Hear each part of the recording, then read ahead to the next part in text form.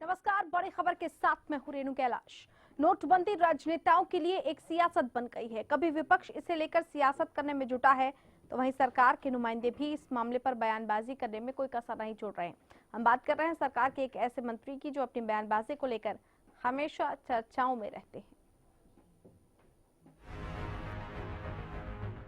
केंद्र सरकार ने नोटबंदी को लेकर जो फैसला लिया है, उससे बेशक आम आदमी और गरीबों को परेशानी का सामना करना पड़ रहा हो, लेकिन इस पर सियासत भी जमकर हो रही है। कभी नोटबंदी को लेकर विपक्ष हावी है, तो कहीं सरकार के ही नुमाइंदे इस मामले पर अपने बेतुके बयान देने में लगे हैं। जी हां, यूपी के इलाहाबाद में केंद्रीय राज्य मंत्री राव इंद्रजीत सिंह का जो बेतुका बयान सामने आया है, उसे सुनकर हर कोई हैरान है। राव इंद्रजीत ने नोटबंदी को लेकर अपनी दलील दी है कि इस उधारी के चलते देश में भाईचारा बढ़ रहा है। उन्होंने कहा कि जिन घरों में चूल्हे नहीं जलते, वो उधार से काम चला रहे हैं।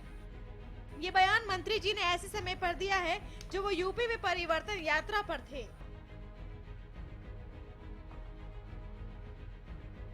हालांकि राव इंद्रजीत ऐसा बयान कोई पहली बार नहीं दे रहे हैं। इससे पहले भी राव इंद्रजीत अपने बयानबाजी को लेकर चर्चाओं में रहे हैं। राव इससे पहले गुड़गांव डेवलपमेंट अथॉरिटी का गठन नहीं होने से भी अपने आक्रामक रूप में दिखाई दिए थे। उस दौरान उन्होंने कहा था कि दो कौड़ी के नेता चंडीगढ़ में बैठकर गुरुग्राम का विकास तय करते हैं। 8 नवंबर को प्रधानमंत्री मोदी ने टीवी पर 500 और 1000 रुपए के नोटों को बंद करने की घोषणा की थी। तब से लेकर आज तक पूरे देश में बैंकों के बाहर लंबी लंबी लाइनें लगी है। नोटबंदी के बाद जनता परेशान है। किसी के घर में खाने के लिए अनाज नहीं है, तो कोई अपनी बेटी की शादी के लिए पैसे जुटा रहा है। लेकिन राजनेता अपनी बयानबाजी से बाज नहीं आते। ऐसे में क्या ये मान लिया जाए कि जनता की इस बेबसी का राजनेता मजाक उड़ा रहे हैं? कितना जायज है राव इंद्रजीत का बयान? क्या गरीबों के साथ मजाक है नोटबंदी? कई बार विवादित बयान दे चुके हैं Rao Inderjit Singh. Bureau report, Haryana news. जी हाँ, राव इंद्रजीत का यही बयान इस वक्त अब सुर्खियों में आ चुका है। राव इंद्रजीत ने कहा कि जिनके घरों में चूल्हे नहीं जलते हैं, वो उधार लेकर काम चला रहे हैं और यही उधार देश में भाईचारा बढ़ा रहा है। क्या इस बयान के मायने हैं? चर्चा करने के लिए खास मेहमान हमारे साथ राजनीतिक विश्लेषक डॉक्टर अशोक शर्मा हमारे साथ जुड़ गए हैं। बहुत स्वागत है सर आपका। इस बयान को सबसे पहले आप कैसे देख रहे हैं वर्तमान हालातों के मद्देनजर? मुझे ये लगता है कि व्यवहारिक रूप से अगर ये कहा जाए तो आपसदारी में उधार लेकर काम चलाना इस देश की और इस समाज की परंपरा रही है।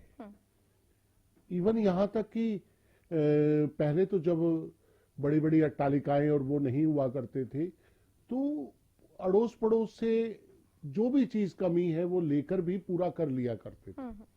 आज अगर आसन्न संकट आया है, और संकट इस विधा में कि एक बहुत बड़े नासूर को दूर करने के लिए एक सरकार प्रयास कर रही है, उसके अंदर अगर एक दूसरे की सहायता करके, या जिसको तथाकथित उधारी उन्होंने कहा है, अगर काम चलाने की बात है, तो मुझे नहीं लगता कि ये कोई बुरी बात है। कारण ये है कि समाज को, मतलब किस क्षेत्र के अंदर, मैं एक बात कहना चाहूंगा कि पहले तो एक शादी हुई है ना, आजकल तो वाटिका होती है, नहीं तो एक गांव पूरा शादी को ओट लेता था।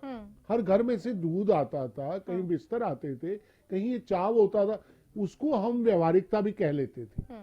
आज के समाज के अंदर, आज के वक्त के अंदर, अगर राव इंद्रजीत सिंह जी ने ये कहा है, जिसे आप इस नजरिए से पेश कर रहे हैं, मैं ये कहना चाहूंगा कि वास्तव में बिना उधार लिए हुए इस देश में मुल्कों का काम नहीं चलता। एक देश दूसरे से कहीं ना कहीं उधार लेता है, व्यापारी लेता है, प्रदेश लेता है, कहीं नगर पालिकाएं लेती हैं, और अगर एक दूसरे से लेके काम चला रहे हैं और सेक्रीफाइस कर रहे हैं तो निश्चित रूप से कोई ऐसी चिंता की बात नहीं। बिल्कुल लौटेंगे आपके पास। रेणु भाटिया हमारे साथ जुड़ गई हैं। रेणु जी आवाज मिल रही है? रेणु भाटिया जी आवाज मिल रही है क्या? मिल रही है। रेणु भाटिया जी, केंद्रीय राज्य मंत्री राव इंद्रजीत का बयान कि जिनके घर में चूल्हे नहीं जल रहे हैं वो उधार लेकर काम चला रहे हैं, और इस समय यही उधार जो है वो देश में भाईचारा बढ़ा रहा है नोटबंदी के बाद। आप क्या उनके इस बयान से सहमत हैं?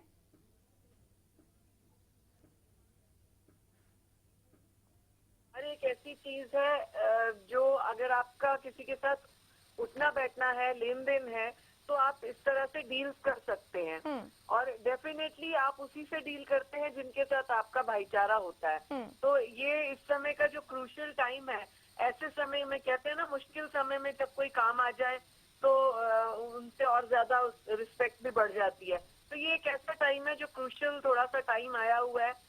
लोग इस टाइम जिन क्राइसिस को फेस कर रहे हैं टेम्परेरी बेसिस पर, उसको अगर सॉल्व करने के लिए इस तरह से एक दूसरे का सपोर्ट ले रहे हैं, मैं तो यूं कहूंगी कि ये एक ऐसा सपोर्ट है जो मुश्किल समय में कोई भी किसी के साथ करता है तो बहुत अच्छा रहता है। रेणु भाटिया जी, लेकिन विपक्ष की तरफ से ये कहा जा रहा है कि एक तो सरकार ने पूरे तरीके से लोगों को कतार में खड़ा कर दिया, उसके बाद से ये कहना कि इससे भाईचारा बढ़ रहा है, ये एक तरीके का कटाक्ष है। देखिए, कतार में खड़े होना कोई ना तो नई बात है और ना बुरी बात है। हम हर तरह की कतार में खड़े होते हैं। जब हम फॉर्म्स भरते हैं तो भी कतार में खड़े होते हैं, वीजा लेने जाते हैं तो भी कतार में खड़े होते हैं। तब तो कभी इस तरह का कोई हम व्यंग्य या बात नहीं करते, ना विरोधाभास होता है, ना विरोधी इस चीज को कहते हैं। तो आज अगर ये इतना अच्छा एक कदम जो माननीय मोदी जी ने लिया, उसके लिए अगर चंद दिन हमें कतार में खड़ा भी होना पड़ जाए, जिसका दूरगामी प्रभाव हमारे देश के हित के लिए है, देश की जनता के लिए है, तो ऐसी कतार में खड़े होने के लिए तो मुझे लगता है कि बहुत सौभाग्य की बात भी है एक तरह से, जो हमारे फ्यूचर को अच्छा करता है। चलिए, ये तो आपका वक्तव्य है। अब कांग्रेस इसको लेकर क्या कह रही है ये सुन लेते हैं। कृष्णमूर्ति हुड्डा हमारे साथ जुड़ गए हैं। कृष्णमूर्ति जी आवाज मिल रही है? हाँ जी, आवाज आ रही है। रेणु भाटिया ये कह रही है कि अगर कुछ दिनों की अगर दिक्कत है तो उसके बाद दूरगामी परिणाम भी नोटबंदी को लेकर निकलेंगे, और राव इंद्रजीत जो बयान दे रहे हैं उस बयान को आप पार्टी के नजरिए से कैसे देख रहे हैं? राव इंद्रजीत ये कह रहे हैं कि देश में जो उधारी का दौर चला है इससे भाईचारा बढ़ रहा है।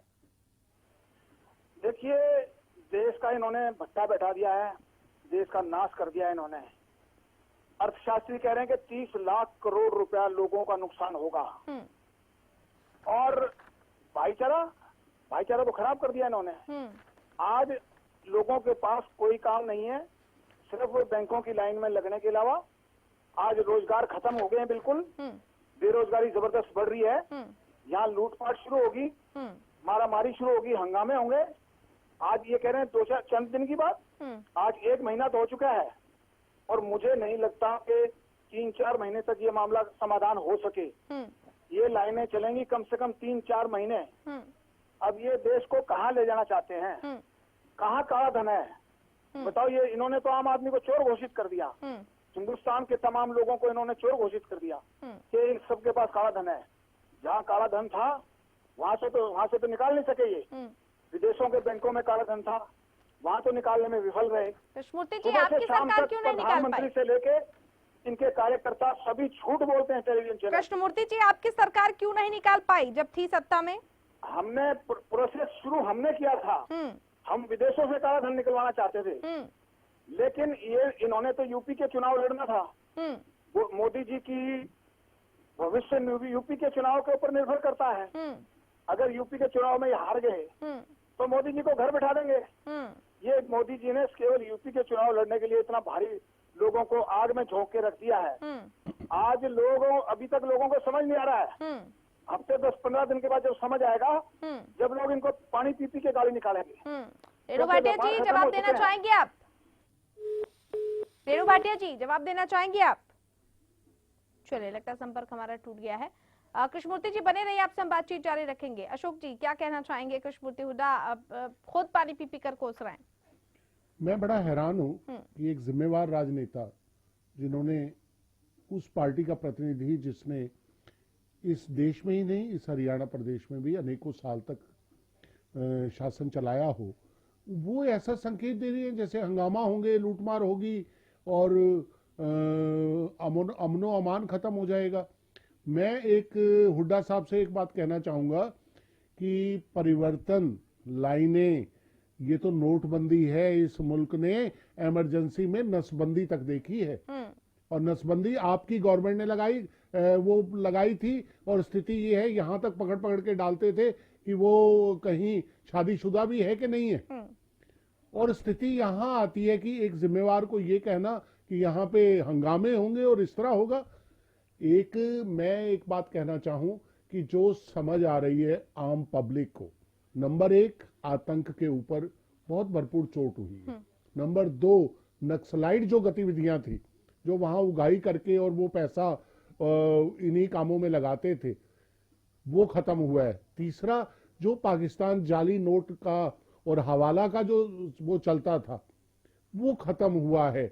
और जहां तक बात है कि इस देश के अंदर टैक्स प्रणाली, जो हमारे माननीय प्रधानमंत्री जो अर्थशास्त्री और जो लगभग 20-25 साल तक विभिन्न अर्थशास्त्र के आर्थिक मामलों के कनेक्टेड रहे, उन्होंने इस दौर में 50% से ज्यादा टैक्सेशन का जो आम आदमी के ऊपर बोझ पड़ता है ना, उसको सुधारने का कभी प्रयास नहीं किया।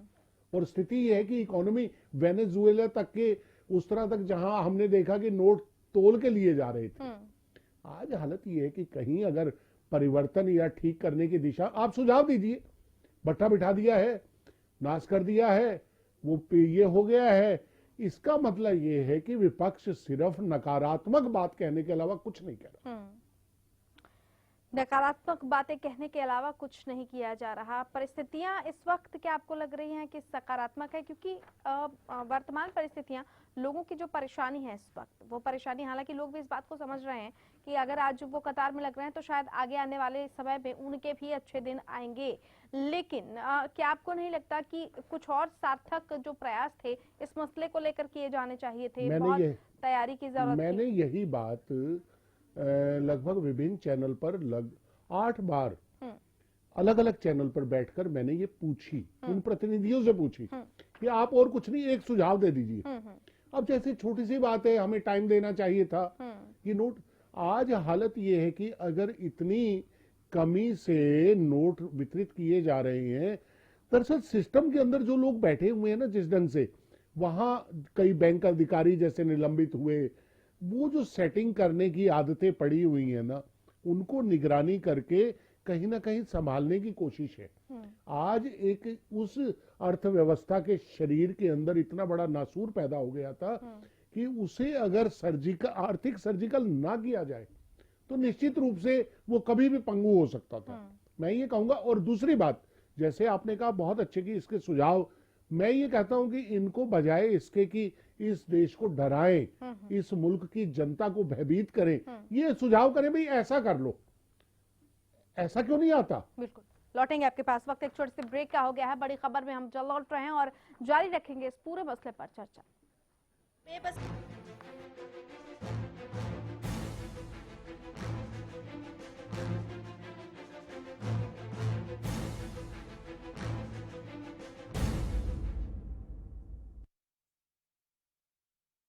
स्मूथ ड्राइविंग के लिए पेश है एडवांस तकनीक से निर्मित एराबॉल लुब्रिकेंट्स। इंजन में ताकत लाए, माइलेज बढ़ाए। एराबॉल लुब्रिकेंट्स, इंजन में भर दे दम। सांगवान्स डिफेंस एकेडमी, एयरफोर्स और नेवी में भर्ती होने का सुनहरा मौका। अपना करियर नेवी, एयरफोर्स और आर्मी में देख रहे हैं। केवल नेवी, एयरफोर्स, आर्मी पर ही फोकस रखा जाता है। डिसिप्लिन को फर्स्ट प्रायोरिटी दी जाती है, जिससे इसकी अलग पहचान है। कोच द्वारा फिजिकल की तैयारी, यहाँ हॉस्टल और मेस की सुविधा भी उपलब्ध है। ज्यादा जानकारी के लिए आप हमें संपर्क कर सकते हैं। Sangwan defence academy. अब आपके शहर बहादुरगढ़ में JD celebration banquet with lawn. यहाँ आप कर सकते हैं कॉर्पोरेट फंक्शन से लेकर किटी पार्टी और शादी ब्याह तक। सभी तरह के प्रोग्राम्स के लिए बेहतरीन लॉन और हॉल, साथ ही रूम फैसिलिटीज भी अवेलेबल है, एकदम शुद्ध वातावरण के साथ, फुल एसी और सभी के लिए पार्किंग लॉट, और वो भी बिल्कुल अफोर्डेबल प्राइस में। हमारा पता है दिल्ली रोहतक बाईपास के नजदीक, झज्जर रोड, बहादुरगढ़। गीता गूंजी सारी दुनिया में, कुरुक्षेत्र की धरती पे भाई लाग रहा समेड़ा रे, धर्म युद्ध जित होया उड़े, खुशियां का फैला डेरा रे। गीता महोत्सव के अवसर पे देश प्रदेशा के नर नारी, कलाकार और कामगार भाई जुड़ रही से जनता भारी। कुरुक्षेत्र में चलांगे और ब्रह्म सरोवर नहावांगे, नाच नाट्य सेमिनार संग गीता भी सुन पावांगे। गीता गूंजी सारी दुनिया में, गीता के संदेश पे चल के जीवन सफल बनाओ। 6 से 10 दिसंबर तक अंतर्राष्ट्रीय गीता महोत्सव में सादर आमंत्रित है। हरियाणा के जन जन से मैं अपील करना चाहता हूं कि जो अमर संदेश, आध्यात्मिक संदेश भगवान श्री कृष्ण ने इस धरा पर अर्जुन को दिया था, उसका प्रचार प्रसार हम सब दूर करें और इसको हर्ष, उल्लास और श्रद्धा के साथ मनाएं।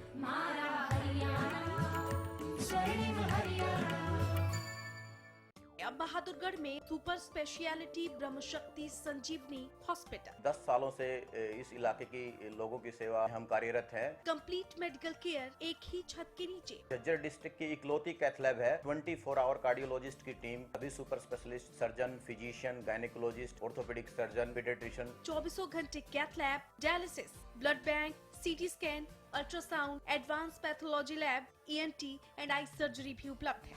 हमारा पता है सिरसा में अब खत्म हुआ अंतर्राष्ट्रीय स्तर की शिक्षा का इंतजार। MDLR ग्रुप लेकर आए हैं MDK इंटरनेशनल स्कूल। हरियाणा के हरित क्षेत्र सिरसा में विश्व स्तरीय शिक्षा की खास पहचान। MDK international school Cambridge university London से जुड़े सिरसा के इस पहले रेसिडेंशियल कम डे बोर्डिंग स्कूल के डायरेक्टर हैं कैम्ब्रिज एग्जाम्स के आकलनकर्ता मिस्टर लॉरेंस फ्रे। विश्व स्तरीय शिक्षा के साथ MDK स्कूल में है एयर कंडीशन कैंपस और दूसरी आधुनिक जरूरी सुविधाएं, पुस्तकों से परिपूर्ण लाइब्रेरी और एक स्पेशियस कैफेटेरिया जिसमें बच्चों के लिए मिलेगा हेल्दी खाना।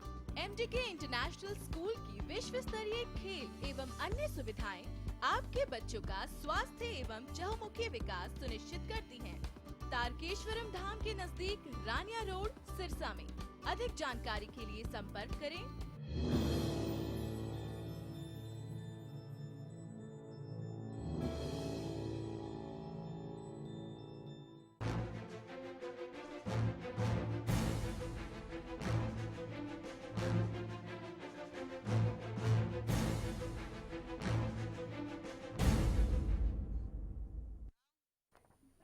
मंत्री जी का ये बयान क्या जायज है या फिर ये वाकई एक बेतुका बयान है? हम लगातार इस पर चर्चा कर रहे हैं।